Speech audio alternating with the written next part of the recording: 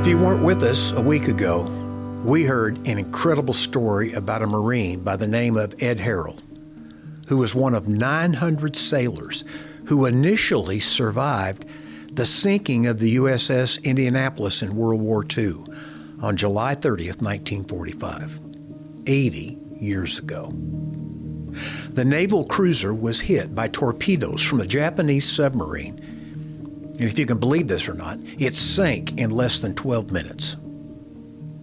But it was days before the Navy learned of its sinking because communications had broken down. And as each hour passed, more of these sailors died from exhaustion, thirst, poisoning from drinking sea salt water, and from a sea full of man-eating sharks. And if you missed the first episode of this incredible two-part story, you need to consider watching it first.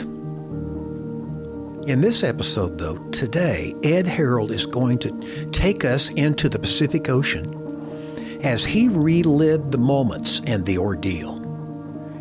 You're going to hear Ed weeping as he shares about his fears, his faith, and God's deliverance in an experience that really is more like a nightmare. Here's the second part of the interview with Bob Lepine that we conducted with Ed Harrell. There's a story you tell, Ed, of a Marine buddy who was ready to do the very thing Bob was talking about. He was ready to quit.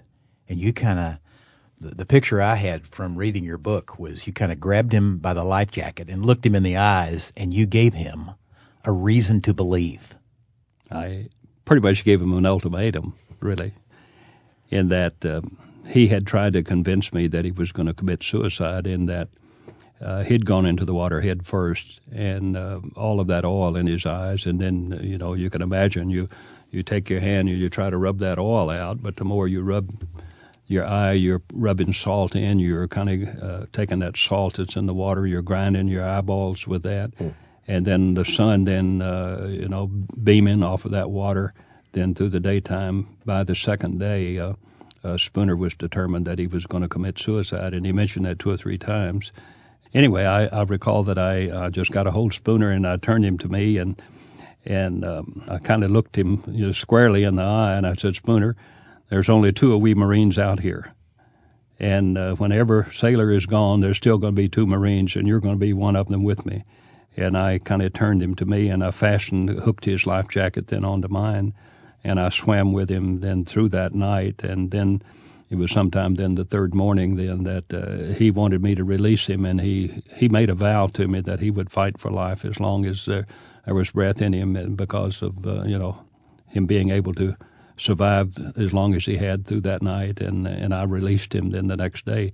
You and some 300 of your shipmates survived in the waters in the Pacific from the time that your boat was attacked just after midnight on the 30th of July in 1945, when the Indianapolis went under in about 15 minutes. You survived for a period of, 4 days, 5 days? Well, 4.5 days, yes. And you survived that, as you've already shared with us this week. There was it just a single rain shower that passed over that gave you a little bit of water? Right. That's all the rain that we had the whole time I was out there. That's right. So you're in salt water. You had a few tablespoons of fresh water in a 4.5 day period. That's right. Any food? Well, let's come to the next day. The third day, when there were 17 of us, and we had literally had a prayer meeting. I mean, nearly everybody prayed. You'd started with 80, and now you're down to 17. Right. The sharks had picked off that many. That's right. Well, sharks, and you mentioned somebody giving up. I saw any number of boys that maybe at 1 minute you'd think, well, they're still alive, and just a little bit later you'd see that they just all of a sudden, seemingly, they just allowed their head to drop into the water, and they didn't have the energy to raise up, and they didn't care. I recall that third day that we'd had a prayer meeting, and everyone nearly was praying, and some would ask that you would pray for them. They had some children back home that they'd never seen, and so on. and they were desperate to make it. And if you make it and I don't make it, will you go by and see my family? But don't tell them, really the gruesome things that are happening. And anyway, we had a prayer meeting, and we got through with a prayer meeting there on that third day, and then we came up on a swell, and we looked off to a distance, and we could see that there looked like a little makeshift of a raft that was coming into our group. And after a period of time, we yelled at them, and they back at us, and it wasn't long till they made it into our group. And there were 5 sailors, and they had a makeshift of a raft consisting of like 2 40-millimeter ammunition cans and 3 crates, like a wooden slatted potato crate or an orange crate. And as they came into our group, I recognized that there were life jackets that they had taken off of boys that had already expired, and they had squeezed those out the best that they could, because a K-Pot jacket will last maybe 48 hours, but we've already long past that. So when they came in our group, they said that they were swimming to the Philippines, that if we could get close enough to the Philippines that maybe someone would see us. And at that time, we were nearly convinced that no word had gotten out. And yet, 50 years later, we found out that it did. But anyway, they wanted to know if anyone wanted to join them, swim to the Philippines, pushing that little raft. That was hundreds of miles away, right? Probably 500 miles. We didn't know that. But, right. So I looked at my buddy Spooner, and I said, Spooner, I'm going to go. I'm going to join them. And he said, Harrell, if you go, I'm going to go. And so here 2 Marines and 5 sailors began to say goodbye to our 15 other sailors, and we're going to swim to the Philippines, we thought. So here we start. Was there anything said by the guys you left? Did they say, that's foolish to do that? They did. They thought it was foolish. They said, the sharks, will get you. And, they've already gotten a bigger part of us, and there was really seemingly no advantage to just stay and somewhat hope against hope and do what we can. So you swim out past the perimeter where those sharks had been circling that group of boys. We left our group, and after an hour or two then swimming, actually I recall that after we had gone a distance, we could see the sun setting in the west. And we thought, well, we'll be able to see the moon, we'll be able to see the Southern Cross, we'll be able to see the sun now as it sets, and we can tell that we're going to the Philippines, and the Philippines are big enough that we're bound to get in close enough that someone will see us. Well, after we had gone a good distance, we came up on a swell, and I could look off at a distance, and I saw some debris out at our starboard side, out maybe a couple hundred yards or so and 100 yards ahead of us. And I called it to the attention of the others, and at first we thought, well, it's one of our buddies out there, but then as we got closer, we could tell that it was a debris of some kind, not one of ours. And so you pray for food. What's a possibility? Could there be food out there? And so we prayed, and I said, I'll tell you what, if you'll keep going straight, I'm going to swim out and get that. If it's just a crate, then we'll bring it in and fashion it on to our others here.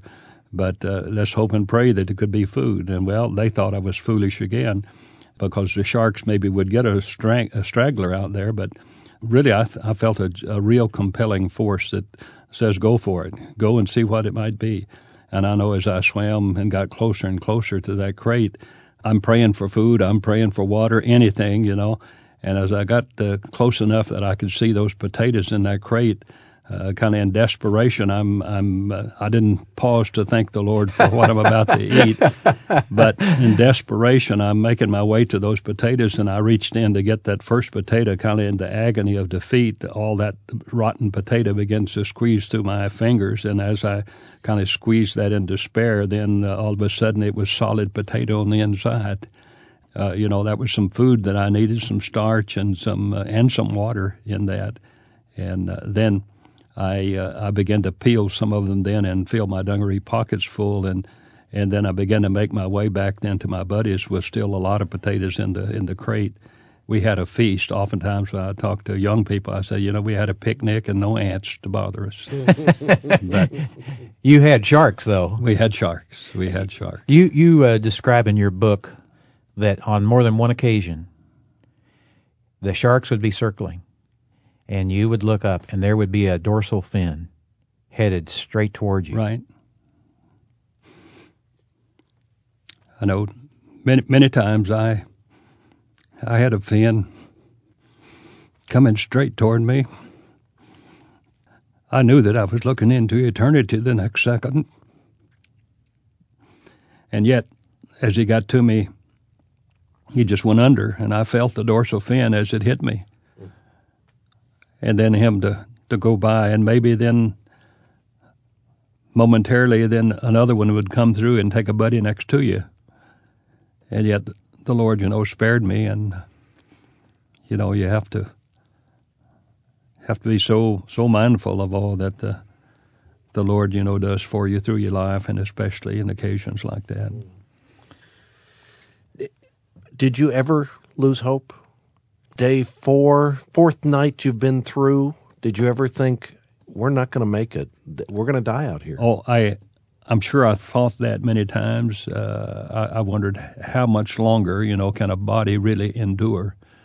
I lost about 27 pounds there in those 4 days, and how much more can you endure? And hold it, 27 pounds. Right. How do you lose 27 pounds in 4 days? I don't know. There's others that say that they lost 30, 40 pounds. But, dehydration does that to you. And then, of course, you might think that we aren't swimming all the time, but basically we are swimming or fighting to be able to stay erect and to not allow the water to slosh over on us and get us strangled and cause us to drink the water. So you're fighting the situation all the time, and especially in the daytime, the swells and all. Mm-hmm. You're trying to stay on top of the swells, keep your head up above the water. That's right.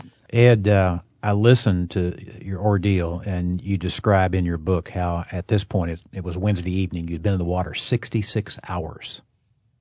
Here you had to be near death, and your spirit had to be, as Bob was talking about, losing hope. And yet as you dawn on the fourth day, all this group of men that you started out with, you're down to one man, right? At the end of the fourth day, right. How did that happen? Well, I think it would be fair if I backed up just a little bit and say that the night before, when we had the raft, and there were 5 sailors, 2 Marines, as it got dark that night, we couldn't go. We couldn't see the Southern Cross. We couldn't see the moon. So long about midnight that night, I know we were just hanging on to the raft, didn't know which way to go. And then we hear voices. And now there's times when I think there's some that heard voices, but we were actually hearing some boys, and we knew it had to be ours. And so we began to respond to them, holler out to them, and they to us. And so sometime that night, then there was a Navy lieutenant, and I don't know how many, as they came into our group, that kind of came in straggling, one at a time, so to speak. And as they came in, I think there were maybe 5 boys. And Lieutenant McKissick, Charles McKissick from Texas, anyway, he convinced us that he was likewise swimming to the Philippines. He said, if we can get close enough, then maybe someone will see us. And then we tried to tell him that we were trying to go there with the raft. And at first he convinced us that the raft would be a deterrent, that it would slow us down. But we said, yeah, but we got a spare tire, as we put it, and we got spare life jackets up on the top. And the next thing maybe that happened right immediately was that there was a certain Marine that had a pocket full of Irish potatoes that began to take the potatoes out of his pocket and share those with McKissick and the others. And then I don't know what happened after that. I really don't know what happened before morning. The only thing that I know is the next morning I'm not with Spooner, not with my buddy Spooner.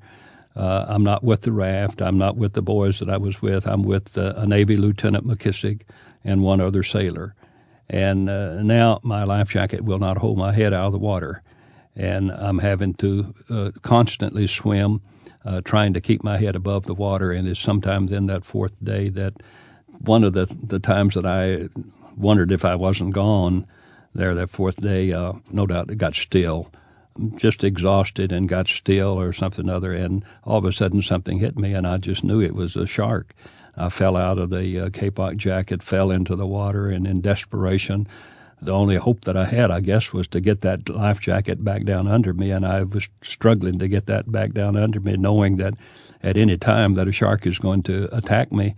But then as I finally got back into that life jacket, I'm sitting in it, then there was just millions of little fish, then about 8 or 10 inches long, that began to come all around me and kind of nudge against me. And the moment I saw them, I knew that they were my friends. I knew that if they were there, the sharks weren't around me. And I did try to catch a few with my hands to have one to eat, but I was not successful. And then it was sometime then that afternoon, we've seen the planes, heard them 30,000 feet, and I say to McKissick, I hear a plane. And he says, I hear one too. And if you can kind of imagine somewhat that you hear a plane and you know that it's somewhere coming closer, and yet you don't know which direction it is. And we began to look all around, and finally we could detect that it's coming from that direction. Was it coming toward you? It was coming toward us, and it was flying about 8,000 feet. And, well, what do? I tell you what you do. You scream, you splash water, you make all kinds of contortions there in the water, hoping and praying that he could see you. But here he's flying over us, and had he come any further, he would have gone over us. But when he got like a quarter of a mile or so out here, flying at 8,000 feet, he headed it straight down toward us as if he knew we were there. But he didn't know we were there. Impossible for him to see us. If we had had on Deer Hunter Orange and he knew we were there, he could not have seen us. In fact, the pilot that later picked us up, he said the possibility of him seeing you would be the equivalent of taking the cross-section of a human hair and looking at the end of that human hair at 20 feet. He said impossible for him to see us. So why did he go into the dive? Why did he go into the dive? That's the miracle of the angel coming for us. And that is the end of the fourth day. Well, I've talked to Lieutenant Gwynn different times. And he was the pilot? He was the pilot. Mm-hmm. And he was flying out of Palau. And he was flying a land-based plane, something like a B-29, a twin-engine plane. And as he was flying, he had left out that morning, and he had a problem with his antenna that kind of trails at the back of that aircraft. And the stabilizer on that antenna had come off. And they had put something on, and he went out and tried it, and it didn't work. They came back in, and then they put something on, and here they go again.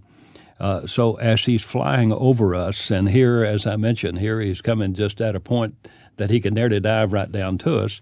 At that point, he had gone back to the bomb bay door, and he'd opened the bomb bay door, and he was reeling in the antenna. And while he had that bomb bay door open, he looks down at a split second there in the late afternoon of the fourth day when the sun was setting on us late in the afternoon, and he saw the little mirror, so to speak, of the sun hitting on the oil on our clothing. And when he saw that, he thought it was a submarine down there. So he immediately rushes back to take over the controls, and the boys in the aircraft, they yell back at him with all that noise, and with the motors still revving up. So, and what is it? What is it? And he said, "Look down there." And they looked down, and they could see the oil slick. Well, my story is this: that we see him coming. And as if God had planned it for us, here when he gets to about a quarter of a mile from us, he heads down, and he comes down and he circles us. And as he circles us, then he tilts his wings a few times, and then he leaves us. He goes back up and he circles us again up here. And we wonder, well, what in the world is he doing up there? Well, he can't land on the water. We knew that. But what he did, he came down and he saw that there was someone down here. He goes up and he breaks radio silence to declare ducks on the pond. Now, he didn't know whether we were Japanese or American boys, but he broke radio silence to declare ducks on the pond. And then he comes back down then, and he circles us again. He tilts his wings a time or two to give us assurance, that we know you're there. We don't know who you are, but we know that you're there. And then he drops the life raft then. And in the meantime, then, he's radioed back into Palau. And the next pilot then gets into a PBY that could land in the water, and Adrian Marks then, he's on his way, to come and to pick us up. And sometime later, then he arrives, and in the meantime, the raft that Gwen had dropped, I know my friend McKissick had made his way to the raft. Then he's leaving it, and I wonder, well, what's wrong? And I get to the raft then, and it was bottom side up. I tried to get it turned over, managed to get it halfway turned over, but the CO2 on it was torn off, so I couldn't inflate it, and no food, no water, no nothing. Kind of a torn place in it. And so it wouldn't even hold me just to stand on that, so to speak, on that pile of rubber. And in the meantime, then McKissick had gotten far enough away from me that the PBY landed and had picked him up. And then I wondered, well, will he tell them that there's a Marine out there with him? And, well, he did. But it was a period of time that the plane seemingly, I couldn't see it, but he was running the swells. They were like 20-foot swells, and he'd run the swells back and forth trying to make his way over to me. And it took a period of time for him to run those to where he could get across, because if he had turned those props into the water, it would have flipped his plane. Right. And he pulled a no-no when he landed. It was against all regulations for him to land his plane in the open sea, and yet he did, because as he landed, he said he could see more sharks than he saw buoys. And we were scattered over like a 75-mile area, and he took reconnaissance of that and could see that there are buoys in life rafts, there are buoys on floater nets, and there are stragglers. And then he actually saw a shark attack on several buoys, and he was determined that he was going to land, and he cleared it with the rest of the crew. They all voted somewhat that they would take the punishment, but we've got to land. So they landed then, and then finally then they came over me and threw out a little life ring and picked me up. I recall that as they got me out of the water, I blacked out, or nearly blacked out. I had no control over myself, and then they got me aboard the plane then, and they would take me like a sack of feed and set the guy here, and the next guy just stack him against him, and they kept stacking us in there, and then finally it wouldn't hold anymore, and there were still some boys, stragglers out there, and it was getting dusk dark, and they picked up all that they could find, and they actually fastened them out on the wings. And then finally then sometime later in the night, then the seas calmed down after night somewhat, and they shut off the motors, and we sat there and waited till 1 o'clock or so in the morning, when the little destroyer Doyle came in, and they picked us up. But when I got aboard the plane, after a moment or two aboard the plane, then I could look across at a Marine, and I could see that it was a blonde-haired guy. I could see he had eyeballs that were just big red sores, and I knew it was Spooner. And I saw what he was doing. He had a can of green beans, and he was feeling down on the deck of the ship, and he finally found a stud bolt or something down there, and he took that can of green beans, and he kept hacking away till he knocked a hole in the can of green beans, and then he was turning that juice up and drinking it. And I recall saying to him, hey, Marine, how about some of your bean juice? Well, you'd have to know Spooner, but he kind of told me where I could go. And then this is the guy that you saved his life by grabbing him by the life jackets on day 2, right? Yeah. Then I said to him, Spooner, you don't know who this is. This is Harrell. Well, I didn't have to say any more. He just kind of fell across the plane there toward me and kind of spilt some of his bean juice as he shared that with me. And then I was transferred then aboard the Doyle. And that sometime that night, 1 o'clock or so that night, and Ed, when he lunged across that plane, the floor of that plane, to give you the bean juice, was that kind of an emotional? I can't even imagine. I mean, he's alive, you're alive. Well, it's what you'd said 2 days earlier. You said you and I are going to get out of here. It was emotional for me as much as I'm sure for him. Just to see that he made it, because I didn't know anytime that fourth day. I knew not where Spooner might be. And then to be able to see him there and see that he was alive, and I recognized him as soon as I looked across the plane and saw those eyes. I knew it was Spooner. When you first heard that plane, when it started to dive and was tilting its wings at you, you thought, We're going to be rescued. Yeah. I would think you'd just weep. Well, there's times when you weep, and there's times when you weep for joy. I look back on this, and when I look at the first day, that I had every assurance that somehow, some way, the Lord's going to see me through. I felt that from the very moment that I went into the water. Mm-hmm. And then on the second day, then when He provided the water for me, the rain shower. You have to just say, thank you, Lord. I know that you're speaking to my heart, and that somehow, some way, you're going to see me through.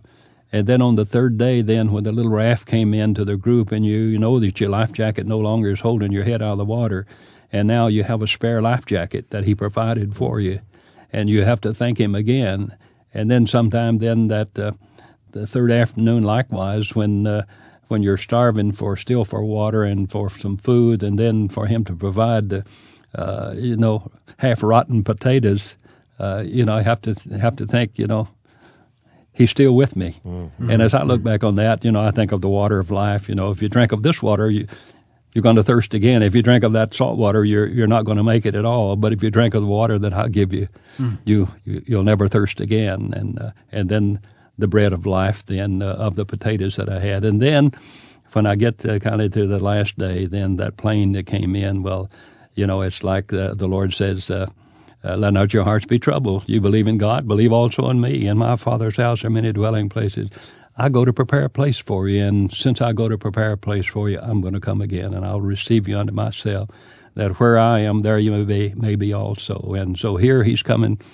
For me at that time, He came for me in the person of Lieutenant Gwynn as he came. So I look back on the whole experience, and I think I have to say that it's a wonderful experience to have lived through, and I just praise and thank the Lord all the time for His mercy and for His grace. Unworthy as I am, and yet He saw fit to spare my life through this ordeal. 60 years after this happened, how many of the survivors are still alive? A week or so ago, I got a report. I think there was 97 of us still alive. Spooner?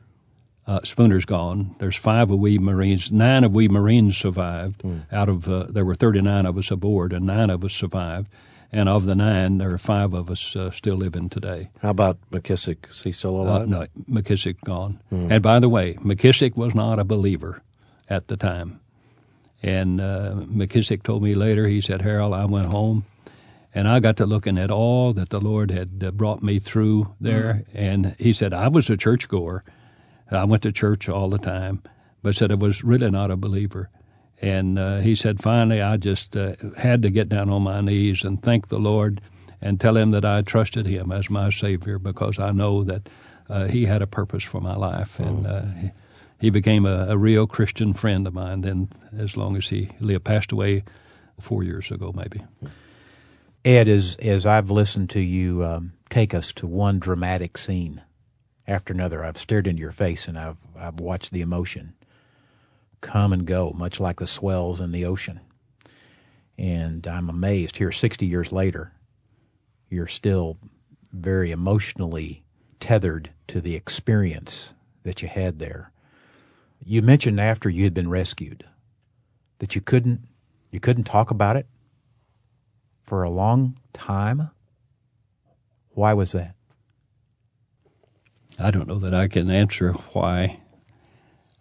I found out that I relived it each time if I try to get into any detail or anything, I can see it today. I mean, there's no problem of seeing what all was happening. But I try to think above that and think of the positive rather than to look at it from the standpoint that hope was gone and nothing but despair, and then to see my buddies then go as they were going. But I recall that after I was home 2 years, Dad's closest friend, which was a friend of the family, and one Sunday afternoon, he insisted, I guess, somewhat. He began to question me, and out of respect, I think, for him as a friend, and I started telling it, and I talked maybe for a couple of hours, and I know when when I got through, my dad broke down, and he said, well, he's been home for 2 years now, and this is the first I've really known of really what happened. But it was the best cathartic that I could have ever experienced, really, because there it kind of set in motion. Not only through the years have I wanted to give credit to the Lord for His providence and His mercy and grace to me in my life, but I wanted to tell others somewhat of the story. So, for the past several years, I've been in like 14 different states now telling, and just kind of reliving. But well, you're in all 50 states right now. You're telling a lot of people the story. Psalm 139, verses 7 through 10, I think have a special power about them because of the scene that you've set for us here. Where can I go from thy spirit? Mm-hmm. Or where can I flee from thy presence? If I ascend to heaven, thou art there. If I make my bed in Sheol, behold, thou art there. If I take the wings of the dawn, if I dwell in the remotest part of the sea, even there thy hand will lead me, and thy right hand will lay hold of me. Right. And goes on to talk about darkness overwhelming me. The thing that, well, the person who leads us in the midst of the darkness, in the midst of our chaos, our challenges, our crisis that we face. He is the King of Kings, the Lord of Lords, the sovereign ruler of the universe, who knows the number of hairs on our head, and He cares about us, and He loves us. And He loved you. He loved you and brought you through one of the most amazing stories I've ever heard. Amazing, huh? Ed Harrell was tested way beyond what most people will ever experience in their lifetimes. Ed Harrell was one of 316 survivors pulled from the ocean that day. I'm amazed by the comment that came from the pilot who helped rescue them when he actually saw more sharks in the water than survivors. Ed Harrell returned home and ended up marrying his sweetheart who had waited for him and settled down to make a living and raise a family. He and his wife, Ola, were married for 71 years. They had 2 children, 8 grandchildren, and 14 great-grandchildren.